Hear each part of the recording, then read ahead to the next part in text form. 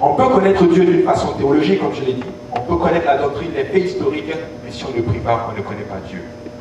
Amen. Ainsi, la connaissance de Dieu justement est primaire à toute chose. Et ça passe justement par la prière. Luc 10, verset 38. Je lis au nom de Jésus. Comme Jésus était en chemin avec ses disciples, il entra dans un village et une femme nommée Marthe le reçut dans sa maison. Elle avait une sœur nommée Marie qui, s'étant assise aux pieds du Seigneur, écoutait sa parole. Marthe, occupée à divers soins domestiques, se remet et dit: Seigneur, cela ne te fait rien que ma sœur me laisse seule pour servir. Dis-lui donc de m'aider. Le Seigneur lui répondit: Marthe, Marthe, tu t'inquiètes et tu t'agis pour beaucoup de choses. Une seule chose est nécessaire. Marie a choisi la bonne part, il lui sera point ôté. Elle a la grâce de recevoir le Seigneur dans sa maison. Elle a la grâce d'être en présence du roi des rois. Mais elle s'est laissée distraite justement par les activités de sa maison. Il faut que tout soit clean. Et des fois, justement, dans notre marche avec le Seigneur, si nous ne faisons pas attention, nous pourrons tomber là-dedans. Amen.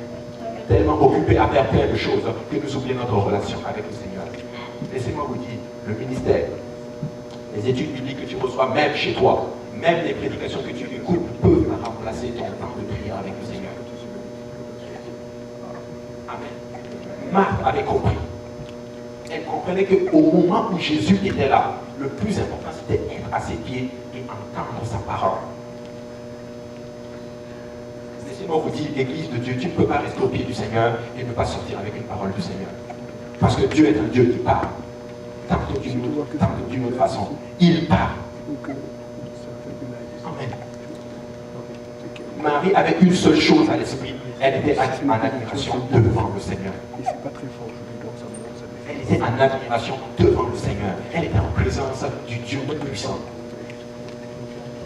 Je ne sais pas si vous connaissez l'histoire de la femme qui a brisé le vase d'albâtre.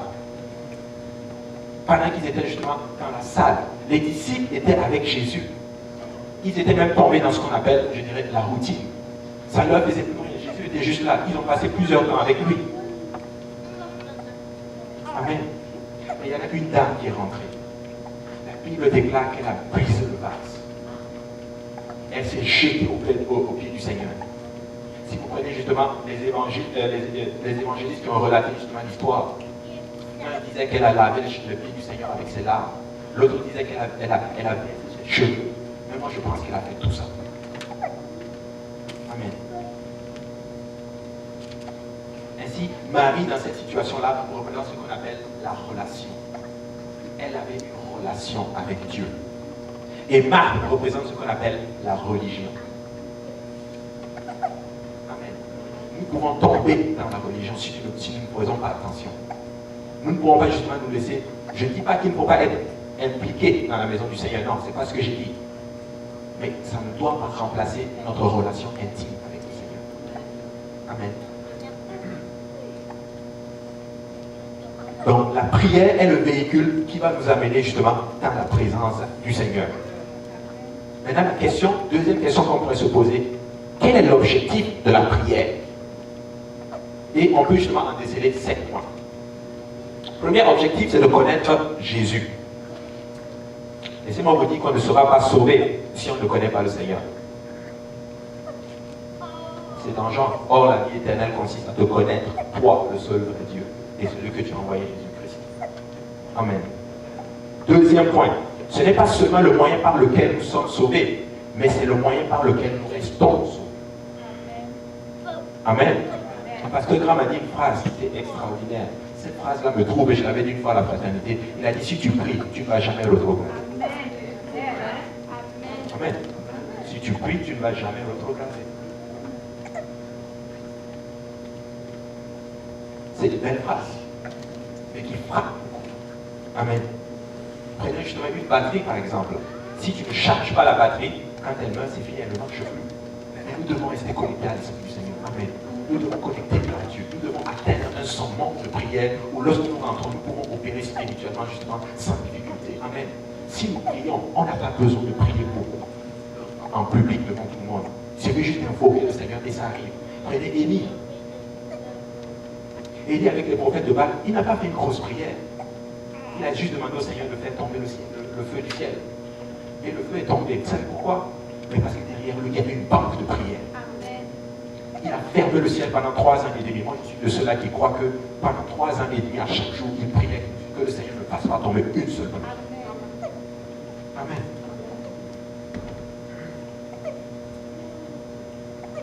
Troisième point que nous pouvons élucider, l'objectif de la prière. La prière nous donne accès à ce qu'on appelle aux choses spirituelles. Le pasteur Lionel a dit quelque chose qui a frappé mon esprit dimanche. Il dit, quand tu étudies la parole de Dieu, quand tu lis la parole de Dieu, ça te donne ce qu'on appelle la sagesse. Amen. Si vous lisez la parole de Dieu, vous allez être sage. La Bible dit que la parole de Dieu est écrite pour les sages. Et elle est révélée aux enfants. Amen.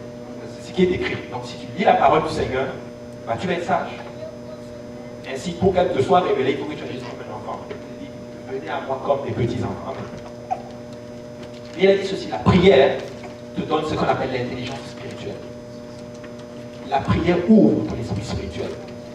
La prière te donne ce qu'on appelle la sensibilité spirituelle. Amen. C'est très très important.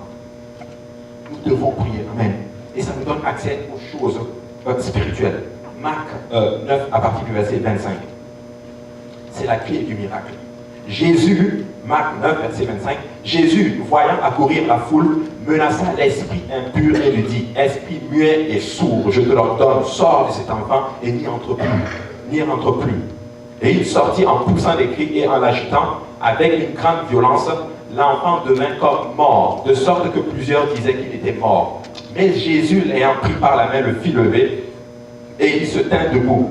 Quand Jésus fut entré dans la maison, ses disciples lui demandèrent en particulier, pourquoi n'avons-nous pas pu chasser cet esprit? Il leur dit, cette espèce-là ne peut sortir que par la prière. Waouh! Et écoutez, les apôtres avaient ce qu'on appelait, ils avaient du succès. Dans le fond, au nom de Jésus, ils chassaient les démons, ils guérissaient les malades. Mais laissez-moi vous dire qu'il y avait une sorte de démon qui les dépassait. Il y avait une sorte de démon qui ne pouvait pas chasser. C'était leur niveau de prière. Amen. Il y a des sortes de démons qui ne partiront pas si nous ne prions pas. Il y a des sortes de liens que nous ne pourrons pas prier si on ne prie pas. La Bible nous enseigne que l'onction brise ce qu'on appelle les choses. L'onction s'acquiert dans la prière. Amen. Il y a donc une onction et une puissance qui vient que par la prière et le jeûne. Bien que les apôtres avaient du succès, il avait un type de démon qu'ils ne pouvaient pas chasser. Nous avons besoin de Dieu, mais Dieu, par son choix, a besoin de nous. Nous avons besoin de Dieu, et Dieu, par son choix, a besoin de nous. Amen. Quatrième point que nous pourrons élucider, c'est que la prière développe la confiance de Dieu en nous, et notre confiance en Dieu. Amen. Je ne sais pas si vous voyez la nuance. Si nous prions, Dieu nous fait confiance. Et si nous prions, nous aussi nous faisons confiance à Dieu. Prenez par exemple une maison. Prenez une maison qui a des objets de valeur à l'intérieur. Par exemple, vous avez une maison. Il y a des choses de valeur là-dedans. À qui vous allez confier les clés? À quelqu'un à qui vous avez confiance. Je ne peux pas confier les clés de ma maison à quelqu'un à qui je ne connais même pas. Amen. Ainsi, je dirais que même les gens ne prient pas parce qu'ils ne connaissent, pas Dieu suffisamment pour lui faire confiance. Mais si nous connaissons qui est Dieu, nous allons lui faire confiance et nous allons rentrer dans la prière avec le Seigneur. Amen. Nous pouvons lui faire confiance. Il est dit ainsi, ça développe justement notre confiance avec le Seigneur. Et Dieu peut nous faire confiance. Pourquoi? Parce qu'il sait que spirituellement tu es OK pour accomplir telle tâche. Il y a des choses que Dieu ne peut pas nous confier parce que spirituellement on n'est pas encore solide pour cela. Amen. Amen. Alléluia. Ésaïe 2, verset 22. Il dit, cessez de vous confier en l'homme, dans les narines duquel il n'y a qu'un souffle, car de quelle valeur est-il? Amen. Cinquième point, et ça j'ai beaucoup aimé sur ce point. La prière nous humilie et nous fortifie en même temps et augmente notre foi parce que la parole déclare que celui qui s'approche de Dieu doit d'abord croire que Dieu existe. la prière nous humilie en même temps. Waouh! Écoutez, l'humilité là, c'est une chose très subtile. L'humilité, des fois tu penses que tu l'as, c'est à ce moment que tu ne l'as pas. Amen. Quand tu pries, tu vas être humble. Amen. Si nous prions, la prière en fait dans le fond c'est s'humilier devant Dieu. Seigneur, je ne peux pas le faire de par mes propres capacités. Mais c'est par ton esprit. N'est-il pas écrit? Ce n'est ni par la force, ni par la puissance, mais c'est par ton esprit, dit l'Éternel, notre Dieu. Amen. Amen. La prière nous humilie. Le pasteur a fait un enseignement sur l'homme 1. Le Seigneur élève l'homme 1. Le Seigneur conduit l'un. Le Seigneur voit l'un. Dieu fait grâce à l'un. Le Seigneur accorde sagesse à l'un. Amen. Nous avons besoin de l'humilité. Et ça s'acquiert dans la prière. Ça se bâtit personnellement. Voilà ce que tu peux te bâtir. Je suis en train de parler d'un réveil personnel. Amen. Et si chacun de nous a un réveil personnel, automatiquement nous avons un réveil collectif. Alléluia. Et tout ça s'acquiert dans la prière. Vous savez, c'est la clé à tout. C'est la prière. Amen. 6e point. La prière est le souffle même de la vie spirituelle. Elle est pour l'homme spirituel ce qu'elle est pour l'homme naturel. L'homme spirituel a besoin de la prière. Alléluia. C'est ton souffle de vie. C'est le battement même.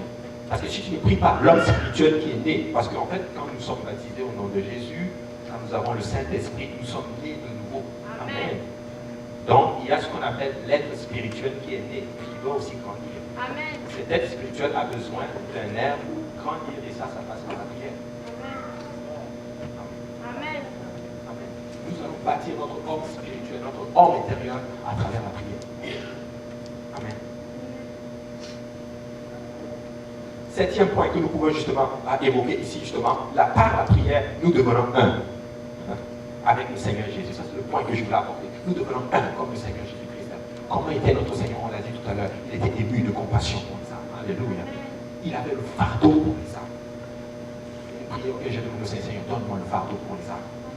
Un fardeau pour une âme. Voir une âme qui n'est pas sauvée, qu'est-ce que ça peut faire? J'ai rencontré le Seigneur en 2010. Ce n'est que juste il y a quelques mois que le Seigneur a commencé à me pointer justement sur la question du fardeau. Oui, je suis content de voir des gens baptisés au nom de Jésus. Mais ça ne me touche pas vraiment. Je suis content. C'est peut-être moi qui ai ce problème-là. Mais il faut arriver à cette dimension où quand tu vois une âme qui n'est pas sauvée, ça te fait quelque chose. Amen. Tu as un fardeau pour âme. Tu es prêt à tout, justement. Tu es prêt à te surpasser pour que cette âme-là soit sauvée. Amen. Ça s'acquiert dans la prière. 1 Thessaloniciens 2, verset 1, il dit, vous savez vous-même, frères, que notre arrivée chez vous n'a pas été notre sans résultat. Après avoir souffert et reçu des outrages à Philippe, comme vous le savez, nous prîmes de l'assurance en notre Dieu. Après avoir été battus, flagellés, après avoir subi toute forme de difficulté que vous pouvez imaginer, nous avons pris cette assurance à tout ça dans le Seigneur. Amen. Nous avons annoncé l'évangile de Dieu au milieu de bien de combats. Alléluia. Annoncer l'évangile dans les combats. Et le pasteur a dit, la vie chrétienne, ce n'est pas une croisière, c'est pas une croisière. Amen. Car notre prédication ne repose ni sur l'horreur, ni sur les motifs impurs, ni sur la faute, mais selon que Dieu nous a jugés dignes de nous confier l'évangile. Dieu les a jugés dignes, pourquoi? Parce que tout simplement, ils étaient proches du Seigneur. Ils ont donné leur vie au Seigneur et ils ont une relation intime. Non pas pour plaire à des hommes, mais pour plaire à Dieu qui sonde le cœur. En effet, ses désirs, ses pensées, sa volonté justement se forment en nous lorsque nous prions. La volonté du Seigneur, ses désirs, ses pensées, toutes ces choses-là se forment en nous. De telle sorte que ce que tu demandes à Dieu change complètement. Tu ne demandes plus les choses dont tu avais les choses du monde, tu demandes ce qui plaît à Dieu.